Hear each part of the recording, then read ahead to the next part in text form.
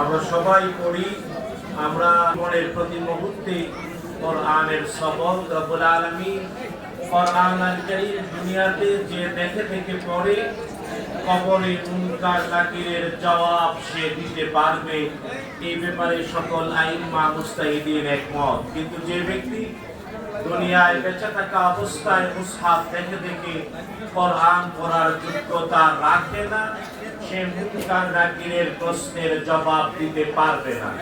তাই আমাদের বাচ্চাদের সাথে আমাদের নিজেদেরকেও প্রতিদিন কোরআন আল কারীম পাঠ করার শপথ নিতে হবে।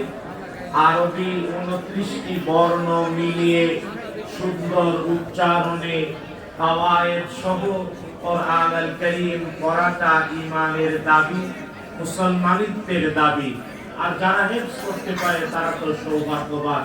আল্লাহ তাআলা আমাদের বাচ্চাদেরকে কবুল করুন, তাদের অভিভাবক অভিভাবিকাদেরকেও কবুল করুন।